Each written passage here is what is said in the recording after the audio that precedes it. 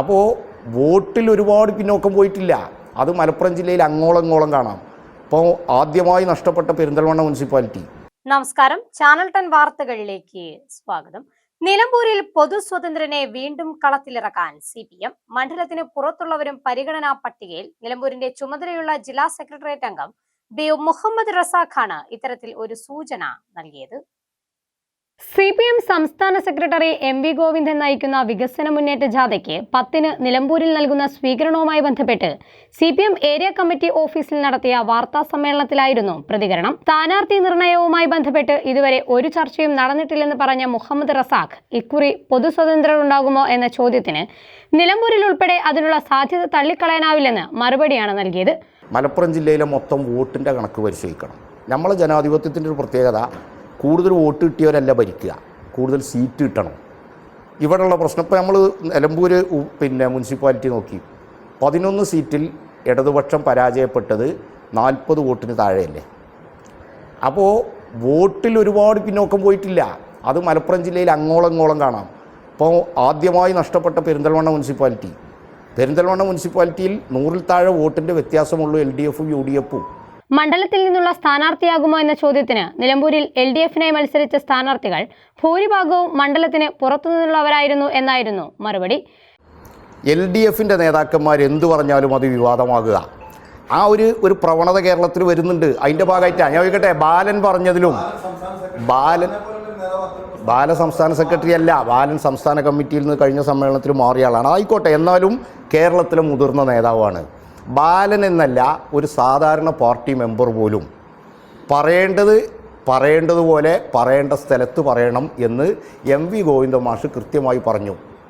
അപ്പോൾ തിരുത്തലുകൾ നടത്താൻ ഒരു മടിയില്ലാത്തവരാണ് ഇടതുപക്ഷം. അതിൻ്റെ ഭാഗമായിട്ടാണുള്ളത്. ആരെയും തിരുത്താൻ തയ്യാറാകുന്നു.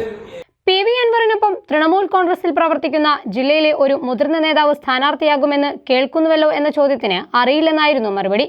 TK ഹംസയെയും PV അൻവറിനെയും പൊതു സ്വതന്ത്ര സ്ഥാനാർത്ഥികളാക്കി രംഗത്തിറക്കി അട്ടിമറി വിജയം നേടാനായിട്ടുള്ള LDF ഇക്കുറി ശക്തമായ ഒരു പൊതു സ്വതന്ത്രനെ തന്നെ രംഗത്തിറക്കുമെന്നാണ് സൂചന.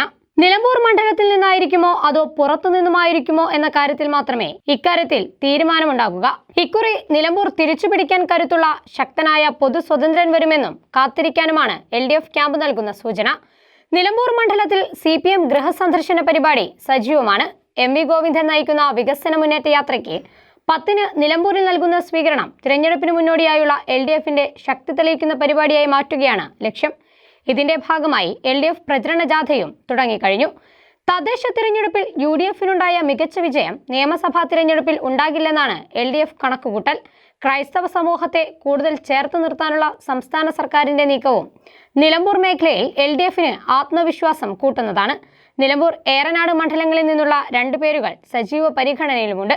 ഇക്കുറി UDFന് കടുത്ത വെല്ലുവിളി ഉയർത്താൻ കഴിയുന്ന ശക്തനായ ഒരു സ്ഥാനാർത്ഥി തന്നെ ഉണ്ടാകുമെന്ന സൂചനയാണ് CPM നൽകുന്നത്. ഘടകകക്ഷികളും മണ്ഡലത്തിൽ തങ്ങളുടെ രാഷ്ട്രീയ അടിത്തറ ശക്തമാക്കാനുള്ള പ്രവർത്തനങ്ങൾ ആരംഭിച്ചു കഴിഞ്ഞു. ചാനൽ 10 നിലമ്പൂർ.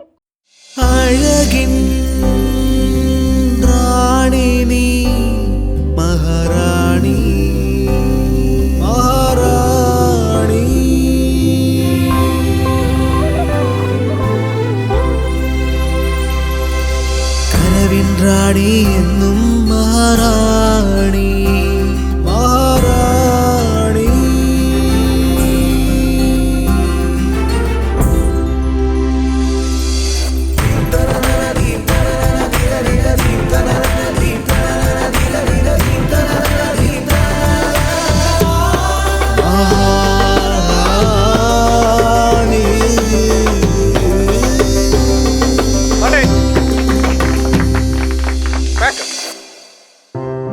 അണിയുന്ന വസ്ത്രങ്ങൾ നല്ലതാണെങ്കിൽ ആരാണ് മഹാറാണി ആവാത്തത്? മഹാറാണി സിൽക്സ്, നിലമ്പൂർ, കൽപ്പറ്റ. കാളത്തോട്ടുകാരൻസ് മഹാറാണി ഗോൾഡ് പാർക്ക്, നിലമ്പൂർ, ബഹ്റൈൻ. കാളത്തോട്ടുകാരൻസ് മഹാറാണി ജ്വല്ലേഴ്സ്, നിലമ്പൂർ, എടക്കര, ബഹ്റൈൻ.